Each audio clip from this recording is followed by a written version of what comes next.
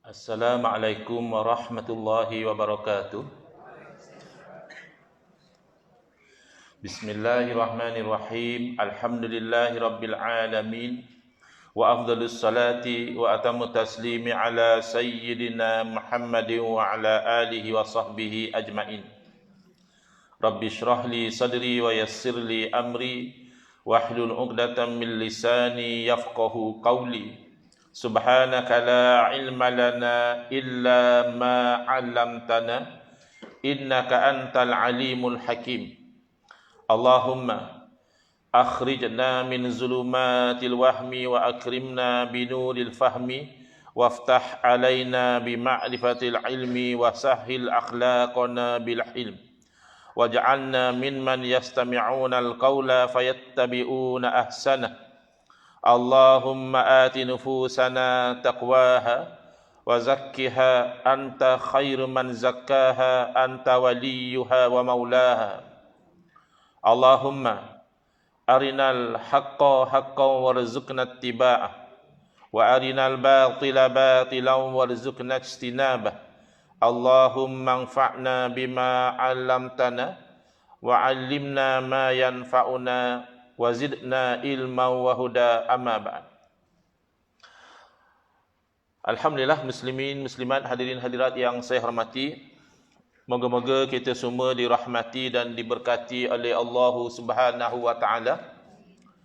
Dan moga-moga kita semua dikurniakan oleh Allah Subhanahu wa taala kefahaman yang baik di dalam urusan agama sesuai dengan sabda junjungan Nabi kita Nabi Muhammad sallallahu alaihi wasallam, man yuridillahu bihi khairan yufaqihu fid din. Barang siapa yang Allah nakkan dengan dia kebaikan, nescaya Allah beri dia faham dalam urusan agama. Dan moga-moga kita semua juga dikurniakan oleh Allah Subhanahu wa taala akhlak yang mulia. Sesuai dengan sabda Nabi sallallahu alaihi wasallam, innama bu'istu liutammima makarimal akhlak. Hanya saja saya dibangkitkan demi untuk menyempurnakan kemuliaan akhlak. Alhamdulillah, pagi ini insya-Allah kita akan menyambung pengajian kuliah bulanan hari Jumaat yang ketiga, anjuran Masjid Sultan Salahuddin Abdul Aziz Shah, Masjid Negeri Shah Alam, menggunakan kitab Nurul Huda, Cahaya Petunjuk, yang disusun oleh guru saya Al-Fadhil Ustaz Haji Adnan bin Haji Muhammad Samman hafizahullah ta'ala wa nafa'ana bihi wa bi'ulumihi fid daraini amin. Mensyarahkan kitab Masailut Tauhid, persoalan-persoalan yang berkaitan tentang ilmu tauhid, yang disusun oleh ayahanda beliau dan juga guru saya almarhum Tuan Guru Haji Muhammad Samman Kati rahimahullah ta'ala wa nafa'ana bihi wa bi'ulumihi fid daraini amin. Kita sampai ke muka surat 49, kita akan masuk kepada makna wahdaniyah. Selesai dalam kuliah yang lalu menerangkan maksud qiyamuhu ta'ala binafsih. Jadi hari ini masuk kepada wahdaniyah. Wahdaniyah kalau kita terjemah artinya esa, keesaan Allah Subhanahu wa taala. Dan bila kita perincikan, bila kita kata Allah itu Maha Esa, maka kita lihat dari tiga sudut. Pertama, Maha Esa dari sudut zatnya. Yang kedua, Maha Esa daripada sifatnya. Dan yang ketiga, Maha Esa dari segi af'alnya. Zat, diri Allah itu Maha Esa. Sifat Allah juga Maha Esa. Okey, jumpa. Okey. Dan af'al, yakni perbuatan-perbuatan Allah juga Maha Esa. Maknanya, kita kena ingat wahdaniyah ini masih lagi sifat salbiyah. Sifat yang berfungsi menafikan yang tidak layak dengan Allah Ta'ala.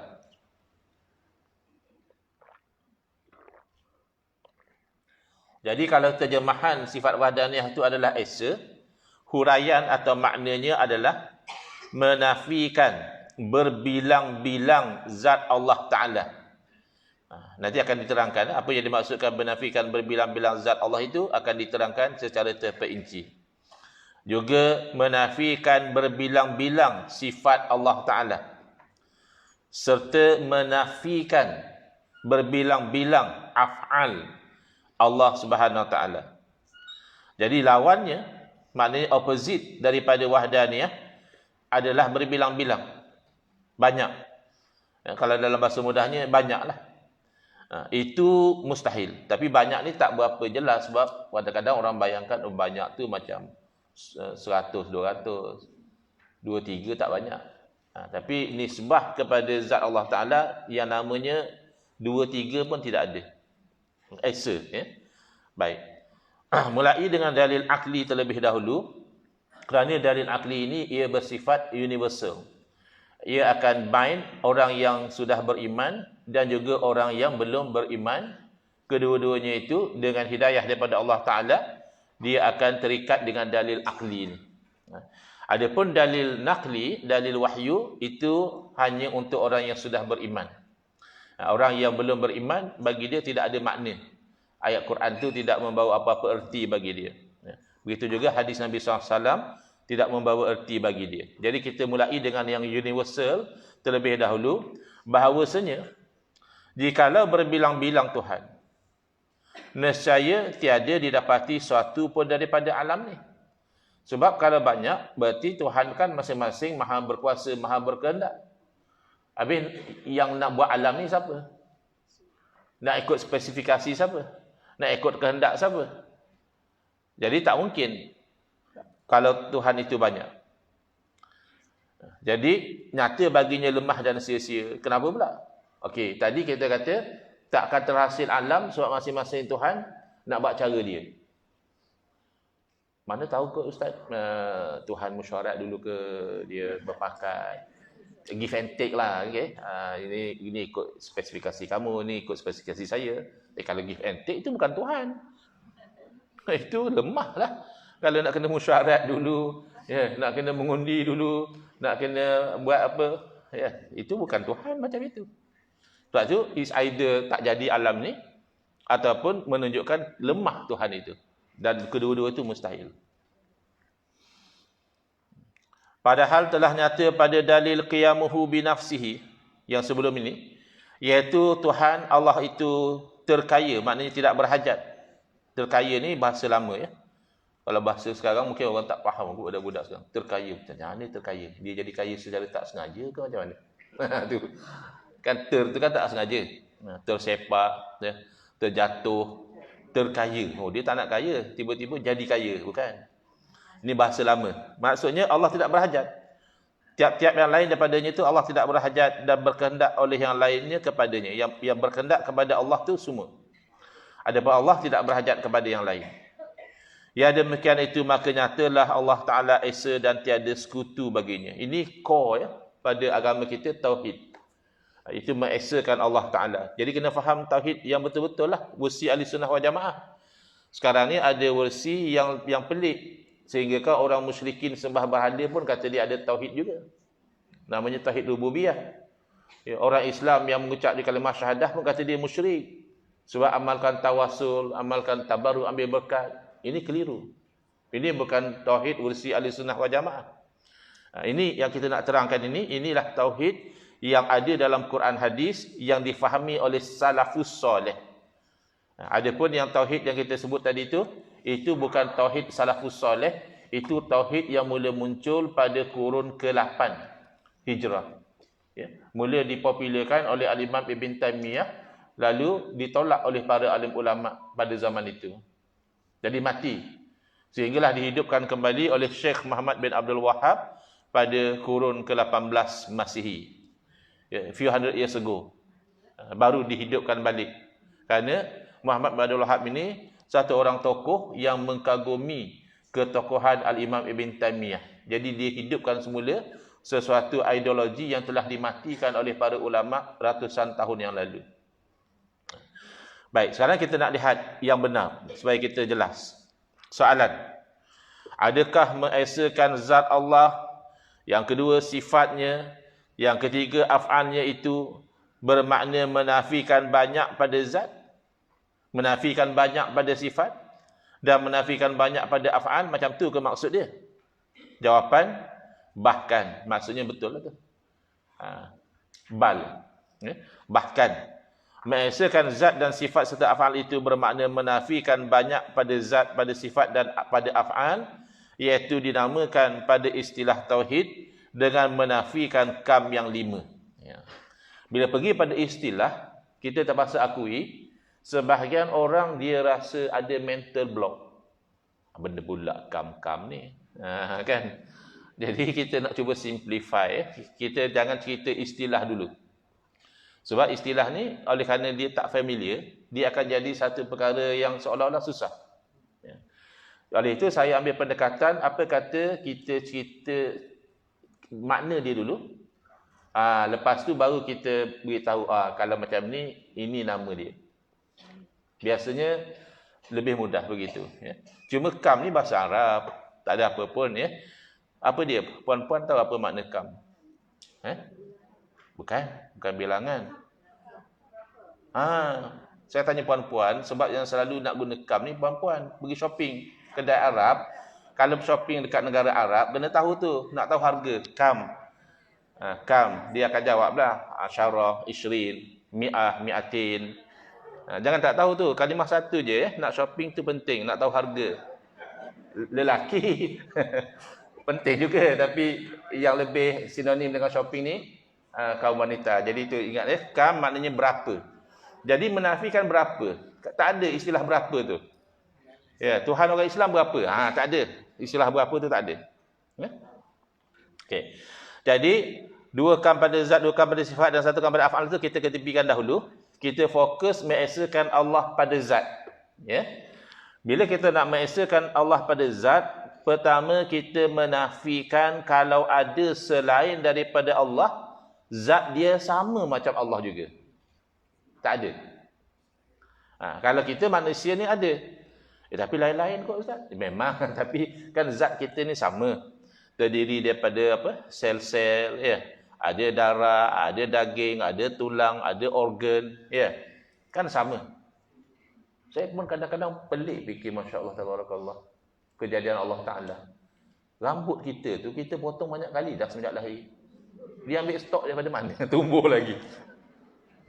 Cuma menghala ke usia ni, berusia ni, tumbuhnya tu tak berapa sekata. Orang lain saya tak tahulah. Kalau saya tepi ni elok dia ni, cantik. Cuba buka kepiah ni, tengah tu tak berapa nak ada. Haus ke macam mana? Wallahualam. Kata yang barber shop tu, dia kata mungkin sebab kita selalu tertutup, dia kata, dengan topi ke dengan apa. Jadi dia tak kena pengudaraan yang bagus. Tapi saya fikir kalau dah jadi ustaz, tak pakai kepiah nampak macam tak kena, kan? Betul. Orang yang tak pakai kepiah pun bertanya, kan? Itulah saya cakap dekat dia, saya kata saya ingat rambut saya jadi macam ini sebelum pakai kepiah lagi. Muda-muda sikit dulu walaupun ustaz tak mahu pakai kepiah. Bila dah berusia tu 40 ke atas tu pakai. Baik, kembali. Jadi kita tu zat kita tu kan sama. Banyak yang macam kita ni. Kalau benda-benda macam meja ni lagilah. Nampak dia punya spesifikasi dia. Kalau kereta kan spek dia tu dah tetap dah. Tapi yang demikian tidak akan berlaku kepada Allah Ta'ala. Walaupun zat itu kita bercakap tentang malaikat, walaupun kita bercakap tentang Rasul, kan ada pula yang kata Nabi Muhammad itu adalah Allah. Dia zaman sekarang ni macam-macam. Itu macam itu bukan lagi sesat, itu dah jadi kafir. Kalau dah sampai kata Nabi Muhammad Allah, ataupun Allah itulah Nabi Muhammad, kufur. Awal-awal dah fail ni. Kerana menafikan berbilang pada zat. Memang Nabi SAW tu zat baginda tu mulia. Diri baginda tu mulia. Bahkan asar peninggalan baginda pun kalau ada lagi tu mulia. Rambut baginda dan sebagainya. Ikut ahli sunnah wal jamaah, bahkan yang bukan ahli sunnah wal jamaah pun boleh ambil berkat dengan rambut Nabi dengan dan sebagainya. Tetapi tidak, itu tak sama zat Allah. Kemudian yang kedua, kita mengatakan zat Allah tu esa, menafikan berbilang pada zat, iaitu kita menafikan bahawa zat Allah itu tersusun daripada juzuk-juzuk.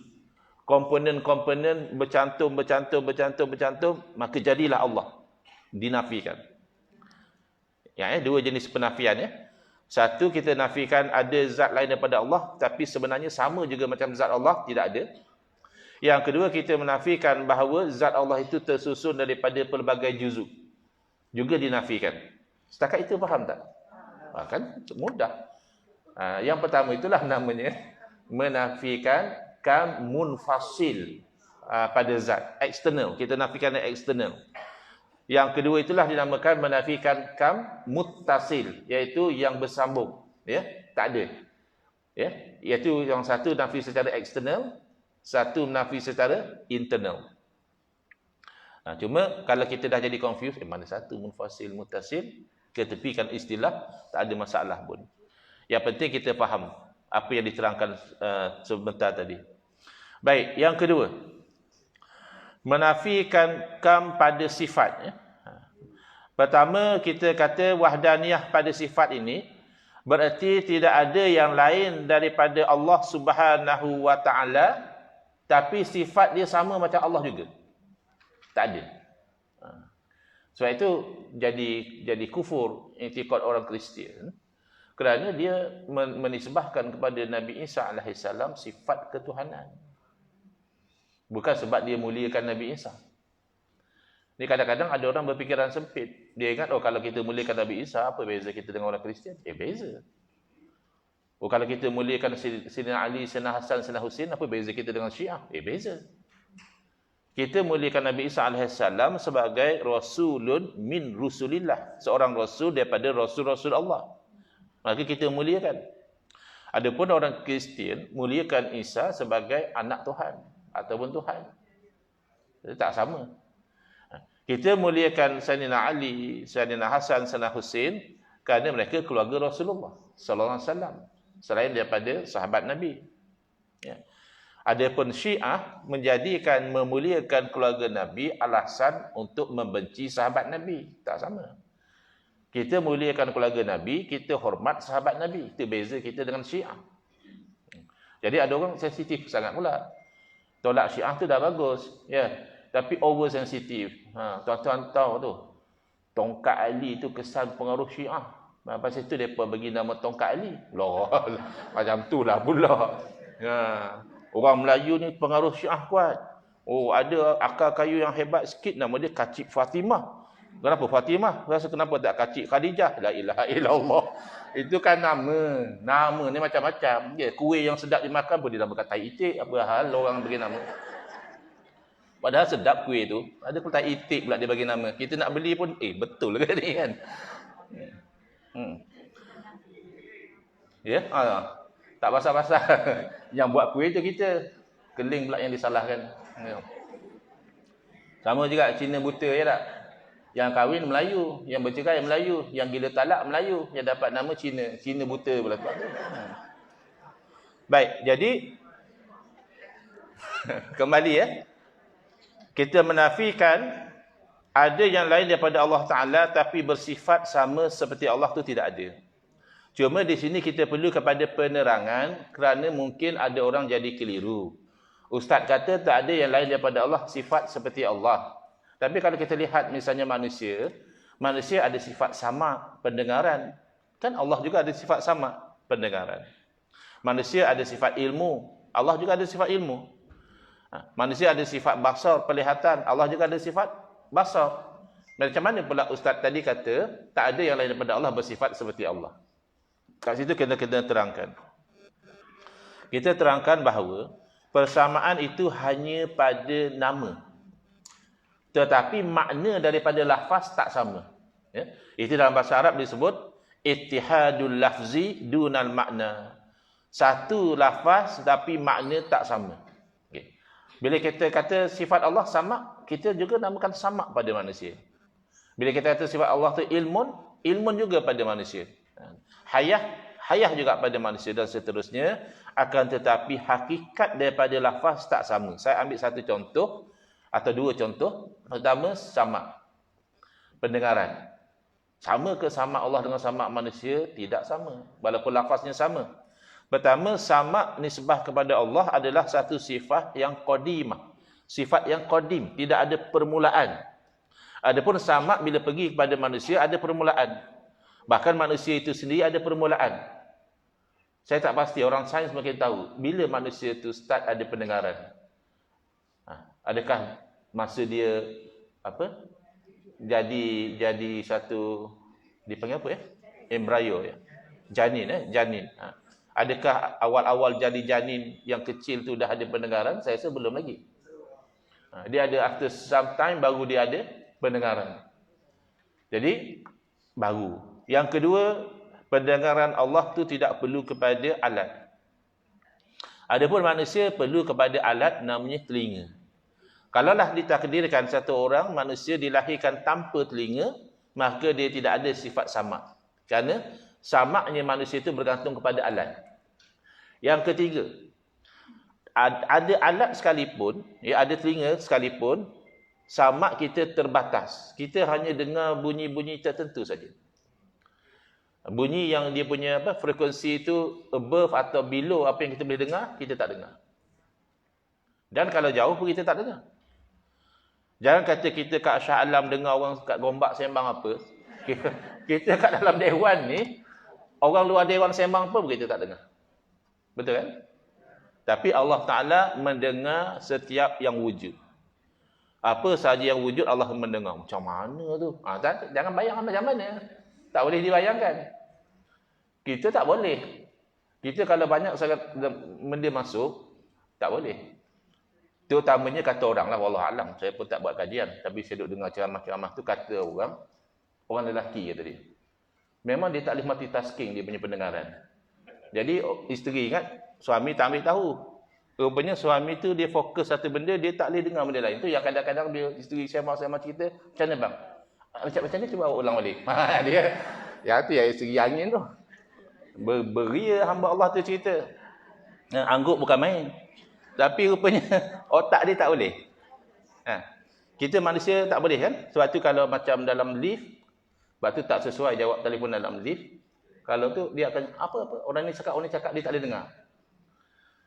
Adapun Allah Ta'ala tidak terhalang dengan pelbagai bunyi itu, Allah dengar segala-galanya. Dan pendengaran manusia ini dia akan pergi kepada hilang. Sama ada secara sedikit-sedikit atau secara total. Sedangkan pendengaran Allah itu bakin, kekal. Selama-lamanya. Saya ingat ada cerita Piramli, tapi tak ingat apa tajuk dia. Piramli ni macam tengok satu orang, ada anak perempuan cantik. Jadi dia nak mengorat tu, dia panggil lah orang lelaki tu bapa. Dia cakap apa khabar bapa? Dia buat keluar kapak. Ingat tak? Cerita apa saya tak ingat lah. Ada yang ingat nama cerita? Saya tak ingat. Tapi saya ingat adegan tu. Madu 3, madu 4 saya tak pasti lah. Tapi hamba Allah tu buat keluar kapak, rupanya sound system dia dah rosak. Orang kata apa khabar bapak, dia buat keluar kapak. Dan kadang-kadang kan kita kena kadang-kadang sangka baik juga. Kita tengok satu orang, ustaz ni nampak bagus orangnya, tapi cakap dengan mak dia bukan main kasar lagi, tinggi suara. Cek dulu, mungkin mak dia pekak. Hilang sound system. Jadi kan walaupun istilahnya sama, tapi hakikat makna daripada sama tu tak sama. Okay. Ilmu misalnya. Kan ilmu kita ni start daripada zero. Ya, wallazi akhrajakum min butuni ummahatikum la ta'lamuna syai'a. Dialah Allah Taala yang mengeluarkan kamu daripada dalam ibu kamu tu hal keadaan kamu tak tahu apa-apa. Kemudian kita tahu, alamal insana ma lam ya'lam. Allah ajar manusia ni apa yang dia belum tahu. Tapi tidakkah selepas kita tahu, kadang-kadang kita lupa balik apa yang kita tahu. Lupa biasa-biasa tu okey lagi. Ada lupa yang dipanggil demensia je. Saya pernah baca ada satu orang, dia kena demensia yang teruk, isteri dia pun dia tak kenal. Isteri dia pun dia tak kenal.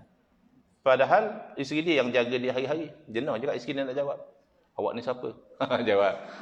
Ni saya lah isteri abang. Selang 10 minit tanya lagi, awak ni siapa? Itu namanya dementia. Ya. Ada juga lelaki tak kenal isteri bila tengok perempuan cantik, itu bukan dementia. Itu lain. Tak cam pula isteri dia. Ya, nampak orang lain cantik. Baik. Jadi itu contoh istilah yang sama tetapi maknanya berbeza. Ilmu Allah tidak ada permulaan, tidak ada perakhiran dan Allah tahu segala-galanya. Ya, baik. Kita tahu sikit, tak tahu banyak. Wa fawqa kulli dhi ilmin alim. Di atas setiap orang yang ada ilmu tu ada yang Maha mengetahui. Jadi kita tak boleh sombonglah dengan apa-apa ilmu yang kita ada, sebenarnya sangat-sangat sedikit. Saya pernah dengar satu syekh di Jordan, dia bagi gambaran, kata dia kalau ada seekor burung minum air atau celupkan paruh dia dalam air laut, lalu dia angkat, air yang lekat di paruh dia itu ibarat ilmu yang Allah beri kepada semua manusia. Dan air yang masih tersisa dalam laut adalah ibarat ilmu yang Allah belum beri. So apa yang kita nak sombong? Ilmu kita sangat sedikit. Baik, itu yang pertama ya. Menafikan ada selain daripada Allah sama sifat seperti Allah juga, tidak ada. Yang kedua, bila kita mengesakan Allah pada sifat, iaitu kita menafikan bahawa Allah bersifat dengan dua sifat yang sama. Tak ada. Ya. Kalau sifat yang berbeza, ya kan kita kalau belajar sifat 20, kat situ pun ada 20 dah. Tapi ingat ya, belajar sifat 20 bukan membataskan sifat Allah hanya pada 20. Tapi paling minimum orang yang mukallaf kena tahulah yang 20 tu. Takkan tak tahu kata Tuhan wujud. Takkan tak tahu kata Tuhan tu wujud tidak ada permulaan. Takkan tak tahu Tuhan wujud selama-lamanya. Tetapi yang kita maksudkan tidak bersifat dengan dua sifat, yakni yang sama.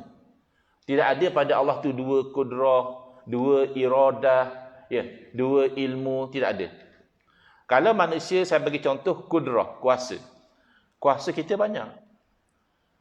Banyak macam mana? Kuasa kita masa baby hanya boleh menangis, minum susu.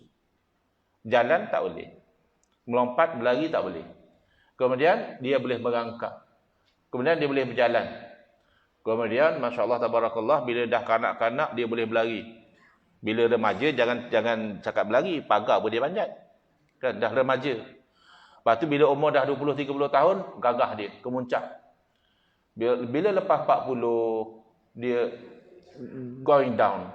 Dia dah sampai apa benda yang peak dia akan go down. Sebab itu kalau dulu rasa-rasa relax je naik tangga ni.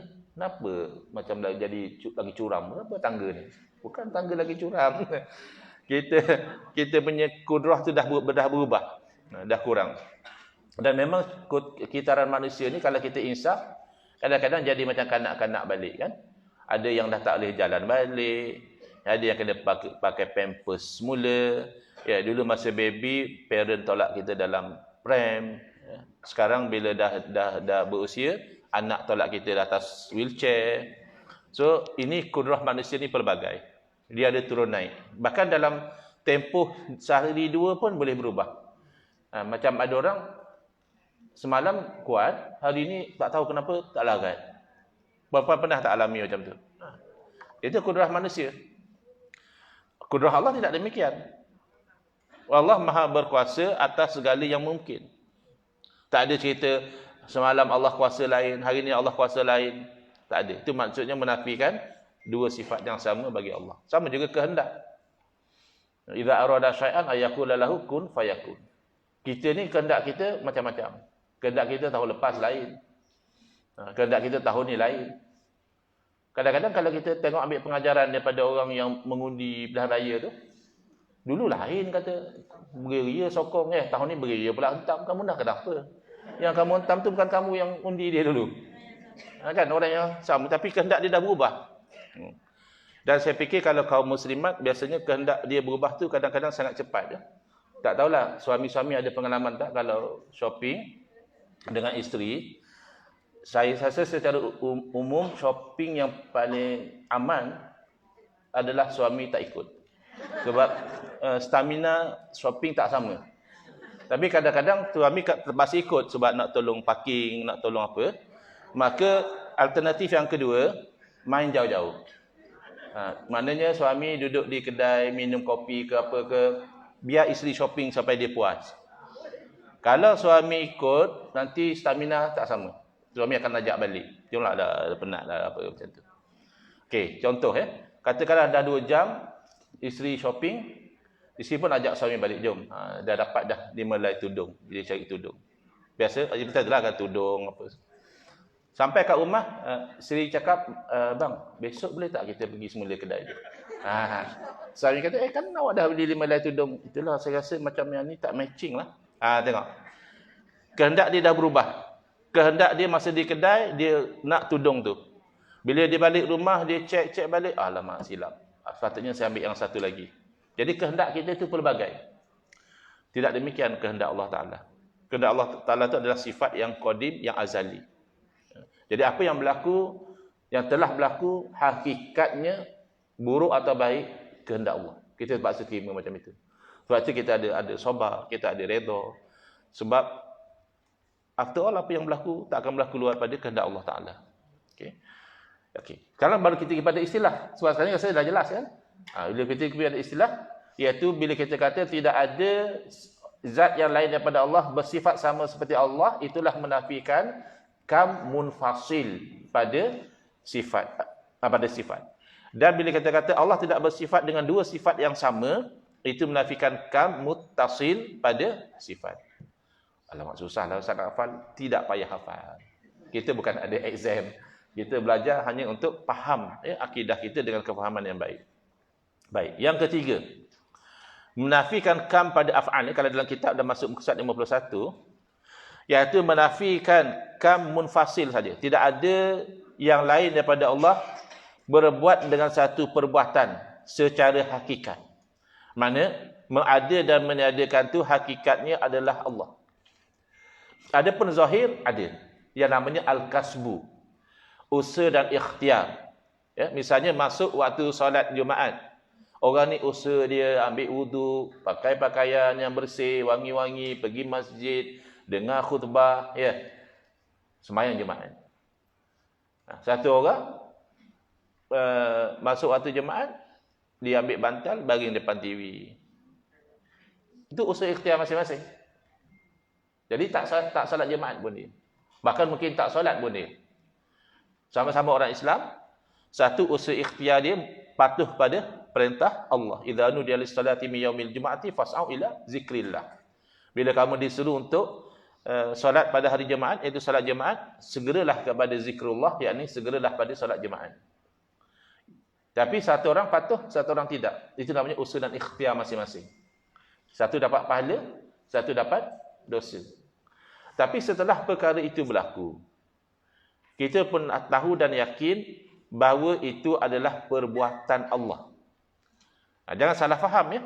Ada orang tak faham. Dia kata ustaz ni ajar sesat. Dia kata bila orang tu mencuri, Allah yang curi.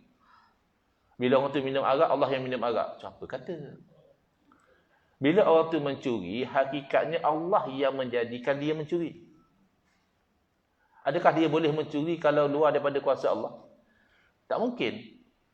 Allah tak nak dia mencuri, tapi akhirnya dia mencuri juga. Akhirnya Allah helpless lah. Allah ni lemah lah.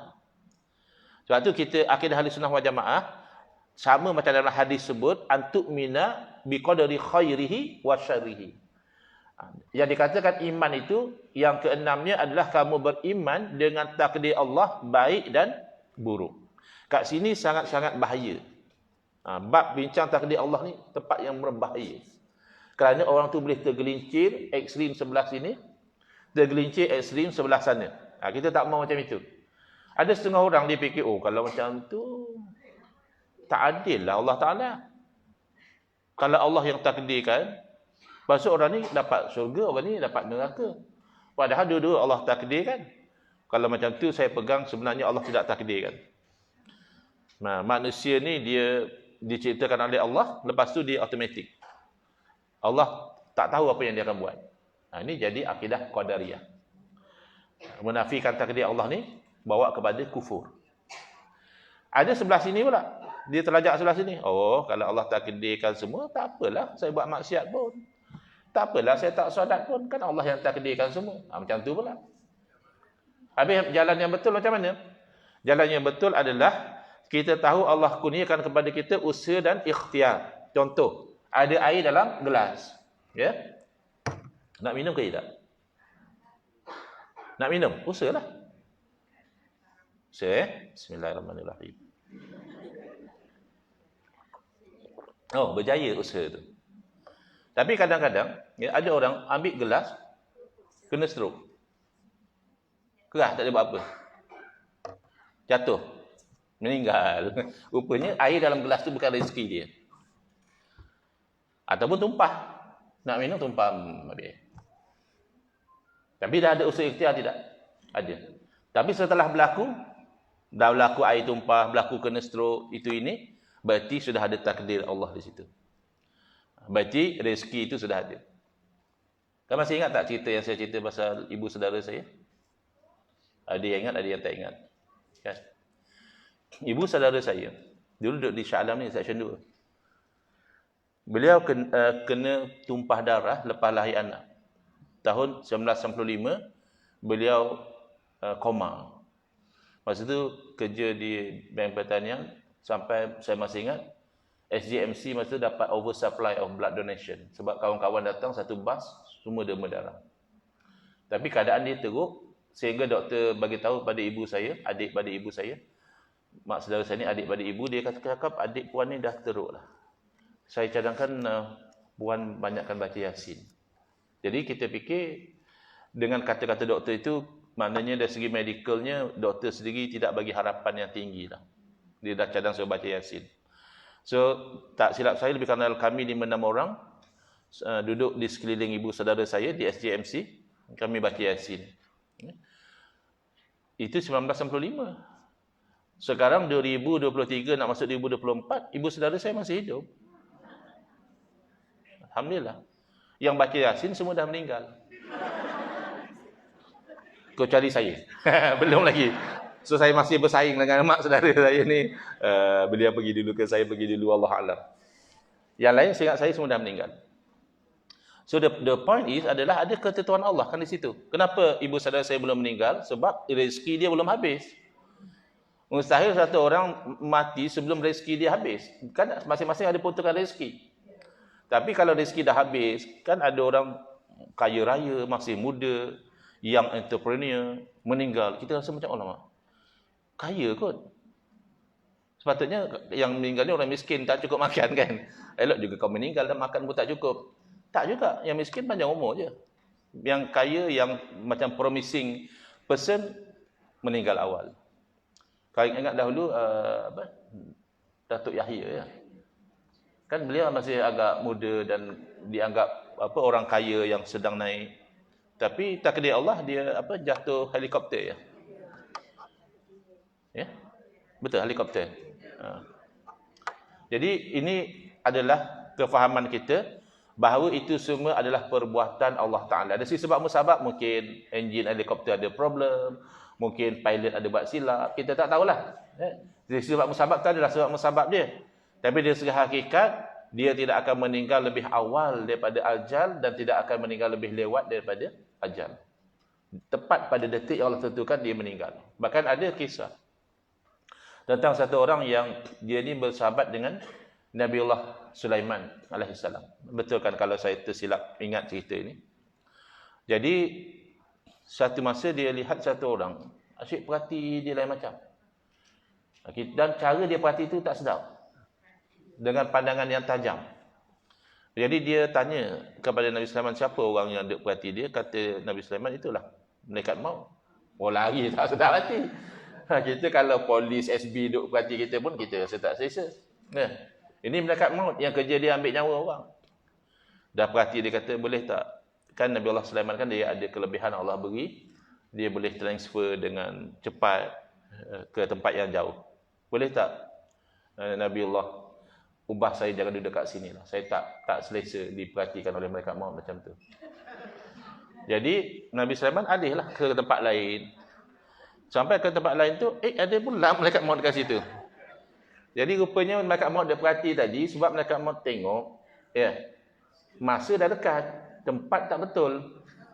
Ini baru betul lah, baru sampai tempat dia. Wallahu alam sahih ke dhaif ke apa cerita ni, tapi hakaza beginilah yang diceritakan pada kami oleh seorang syekh di Jordan. Kalau nak tahu kesahihan cerita tu nak kena cek baliklah.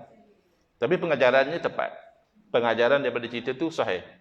Iaitu apa sahaja yang berlaku tidak akan lari daripada takdir Allah Taala. Macam yang dekat Elmina tu siapa sangka?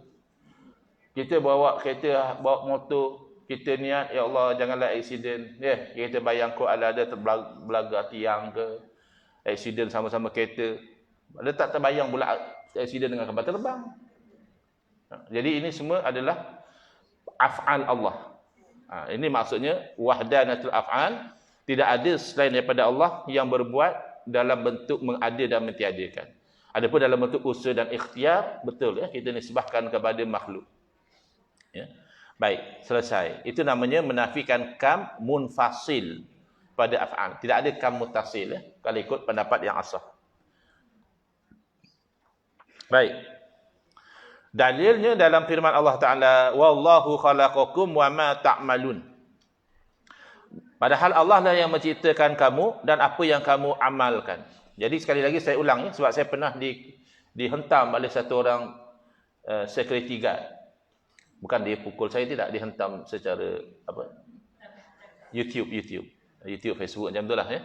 Sekarang masya-Allah ya, security guard pun dah naik taraf jadi sahibus samahah, macam itulah ya.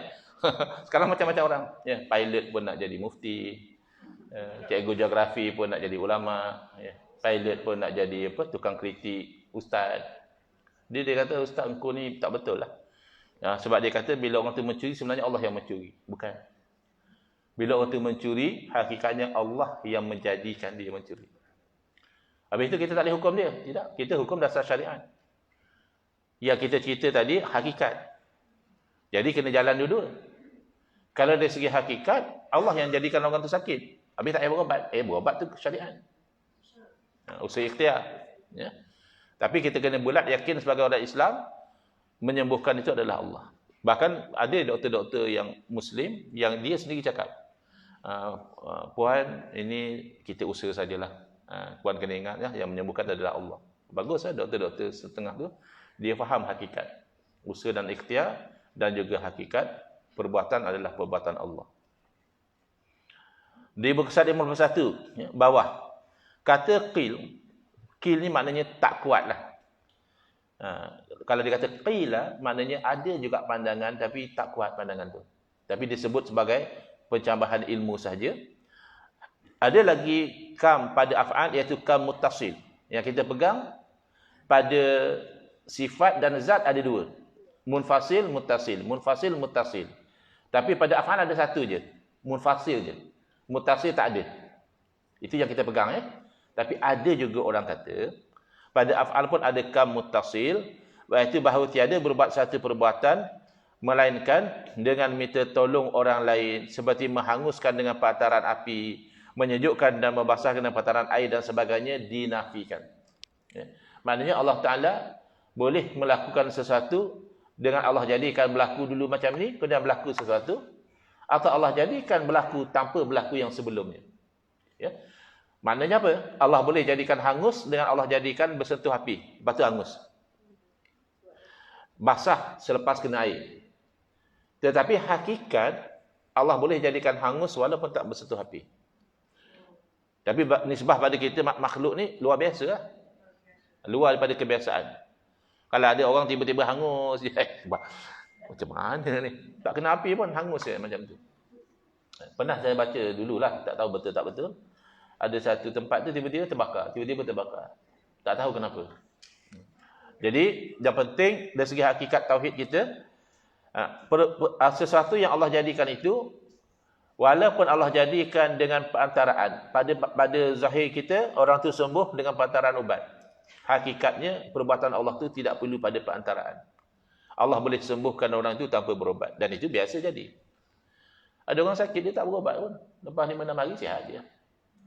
Ada orang sakit bertahun-tahun berobat, tak sihat-sihat. Itu biasa jadi. Baik, tapi ini kata qil lah, kata yang agak lemah. Pendapat yang kuat mengikut qaul yang rajih adalah 5 kam. Kalau pendapat yang dhaif ada 6 kam. Setiap satu dua. Yang pendapat yang kuat, zat dan sifat ada dua, af'al ada satu saja. Selesai. Oh, rupanya tak adalah payah sangat. Cuba kita start dengan cerita kam dulu. Bermula kam munfasil itu, awal-awal dah gelap gambar apa benda pula. Baik. Dari segi dalil nakli, mudah saja. Bismillahirrahmanirrahim. Qul huwallahu ahad. Katakanlah Allah Ta'ala itu ahadun, Maha Esa. Itu dalil akli. Maaf, dalil nakli. Tapi yang perincian tadi, kod-kod timbul kekeliruan. Ada yang qadariyah, ada yang jabariyah dan sebagainya. Dan firmannya lagi, "Lau kana fihima alihatun illallahu lafasadata." Kalaulah ada pada kedua-duanya, yakni langit dan bumi, alihatun, Tuhan-Tuhan yang banyak, illallah, lain daripada Allah Ta'ala, lafasadata, nescaya binasalah langit dan bumi. Masing-masing Tuhan buat cara dia yang ni, akhirnya hancur langit bumi. Tak mungkin. Dan inilah menolak dakwaan Muhib Khawli. Muhib Khawli yang difatwakan ajaran dia sesat lagi menyesatkan tu, salah satu sebab kenapa Jawatan Mufti Terengganu memfatwakan demikian adalah kerana dia mendakwa oleh kerana Allah Ta'ala tu maha berkuasa. Setakat tu betul. Bila dia kata Allah Ta'ala maha berkuasa tu betul, maka kalau Allah Ta'ala berkehendak, Allah boleh menjadikan anak buat dirinya. Kata dia. Sebab dia kata dalam Quran ada sebut, "Lau aradallahu ayyattakhidha walada." Kalaulah Allah nak punya anak, maknanya bolehlah Allah ada anak. Tinggal Allah nak ke tak nak je. Ini masalah.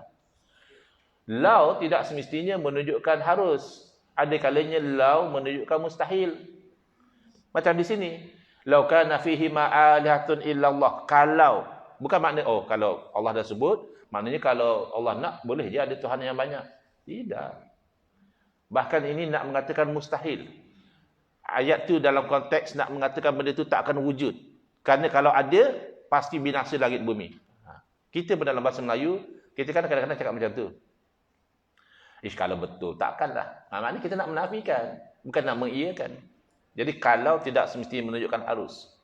Ada kalanya kalau menunjukkan mustahil. Macam dalam ayat ini. Mustahil ada Tuhan yang banyak. Tepat-tepat pukul 10. Dan tepat-tepat sampai ke stesen dia. Baru kita akan masuk kepada sifat ma'ani. Alhamdulillah. Selesai dah sifat yang salbiah. Kecuali kalau ada sebarang soalan yang saya mampu jawab, silakan.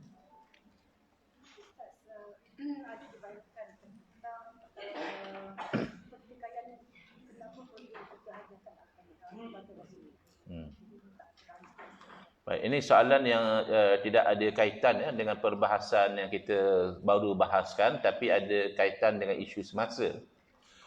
Iaitu kenapa pula kita nak sedekahkan Fatihah kepada Rasulullah sallallahu alaihi wasallam. Ini sebenarnya pertikaian yang tidak perlu ya. Dia hanya istilah saja. Tapi memang ada orang dia kata pahala-pahala ni tak sampai kata dia. Jadi buat apa kita nak sedekah benda tak sampai? Yang kedua mungkin istilah sedekah itu. Sedekah ini untuk Nabi SAW, Nabi tak terima sedekah. Ini istilahnya. Tapi Nabi terima hadiah. Bahkan bukan saja Nabi SAW, kalau ikut asalnya keturunan Nabi pun tak boleh. Maknanya zakat dan sebagainya. Pernah cucu Nabi SAW, tak silap saya, Sayyidina Hasan, ambil tamar daripada zakat. Budak-budak nampak ada buah tamar, dia ambil letak dalam mulut, Nabi suruh keluarkan balik. Dan Nabi SAW bagi tahu, kita, keluarga kita tak makan sedekah. Jadi kalau sekadar istilah, tak kena, betul. Yang lebih tepat, kita gunakan istilah hadiah. Yang lebih tepatlah. Ya. Tapi maksudnya sama, kita niatkan bahawa pahala itu bagi Nabi SAW. Adakah kerana Nabi perlu kepada pahala itu? Tidak. Sama juga macam kita selawat. Kita selawat Allahumma salli ala sayyidina Muhammad. Kita tak selawat pun Nabi tetap mulia di sisi Allah. Nabi tetap dirahmati oleh Allah. Inna Allah wa malaikatahu yusalluna ala nabi. Allah dah rahmat Nabi awal lagi. Tapi kita selawat pada Nabi SAW itu bukan kerana Nabi perlu kepada selawat kita, tapi kita perlu untuk berselawat kepada Nabi SAW untuk mendapat rahmat daripada Allah. Kan siapa yang selawat sekali, Allah selawat dengan selawat itu 10 kali. Jadi kita sebenarnya perlu. Sama juga bila kita katakan hadiah Fatihah kepada Nabi SAW, Itu bukan kerana Nabi perlu kepada hadiah Fatihah kita, tapi kita itu perlu untuk ada satu hubungan baik dengan Nabi SAW, sama ada dengan kita selawat, ya, itu yang asalnya, ataupun dengan kita baca Fatihah, kita niat ini untuk Nabi SAW. Dengan kita tak nafikan, memanglah ada kawan-kawan yang dia pegang tak sampai. Jadi buat apa? Buat benda-benda macam ni. Tak ada dalil lah. Jadi macam tu lah. Mana ada dalil. Jadi kita tidak berpegang dengan konsep demikian, ya, kerana secara umumnya para ulama setuju bahawa pahala bacaan Al-Quran itu sampai kepada orang yang telah meninggal dunia. 3 mazhab, Maliki, Hanbali, Hanafi kata sampai. Satu pandangan, iaitu pandangan imam kita sendiri. Imam Syafi'i rahimahullah ta'ala mengatakan tidak sampai. Ya. Lalu diterangkan oleh ulama mazhab Syafi'i, ya, Syekhul Islam Zakaria Al-Ansari mengatakan bahawa pendapat Imam Syafi'i tak sampai itu bukan umum, iaitu kalau tidak didoakan. Sebab itu orang yang buat tahlil dalam mazhab Syafi'i, dia akan kata Allahumma ausil sawaba ma qara'nahu minal Quran. Dia doa, ya Allah, sampaikanlah pahala apa yang kami baca ni. Yang kedua, kalau dia tidak niat, dia baca tapi dia tidak niat itu untuk si mati. Ada pun kalau dia niat, innamal a'malu bin niat. Yang ketiga, kalau dia tak baca di sisi si mati, tapi kalau dia baca berhampiran dengan orang mati, di sisi kubur ataupun di sisi jenazah dia, maka dalam mazhab Syafi'i itu adalah memberi manfaat. Bahkan Imam Syafi'i dalam fatwa beliau mengatakan digalakkan orang tu baca Quran di sisi kubur, bahkan kalau dia khatam satu Quran pun lebih baik. Yang tu mereka suruh, yang tu mereka tidak war-warkan. Mereka war-warkan, dia kata Imam Syafi'i larang. Tidak. Imam Syafi'i khilafnya bukan boleh ke tak boleh baca Quran untuk orang mati, bukan. Khilafnya kalau kita baca, pahala tu untuk kita ke untuk orang mati. Maka 3 mazhab confirm pahala tu untuk orang matilah, sebab kita baca untuk dia. Tapi riwayat daripada Imam Syafi'i kata tidak. Pahala tu untuk orang yang baca. Tapi dalam keadaan macam mana, ulama mazhab Syafi'i telah terangkan dalam 3 keadaan tadi. Kalau didoakan, okey. Kalau diniatkan, okey. Atau kalau dibaca di sisi mayat, itu memberi manfaat. Jelas, ya? Jadi yang duk kata tu, kita boleh tengoklah fikrah dia dalam bab-bab lain pun banyak yang bercanggah. Mensyirikkan istighasah dan sebagainya. Banyaklah benda-benda yang bercanggah dengan Ahlussunnah wal Jamaah. Jadi ia hanya ibarat satu gangguan kecil. Kalau kita sudah faham, tidak jadi masalah. Wallahu a'lam. Selesai, ya? Bismillahirrahmanirrahim. Alhamdulillahirabbil alamin. Wassalatu wassalamu ala asyrafil anbiya'i wal mursalin wa ala alihi wa sahbihi ajmain. Allahumma shrah sudurana wa ahsin akhlaqana wa azim ujurana wa nawwir qulubana bi nuri hidayatika kama natarada bi nuri syamsika abadan abada bi rahmatika ya arhamar rahimin. Amin ya rabbal alamin. Walhamdulillahirabbil alamin.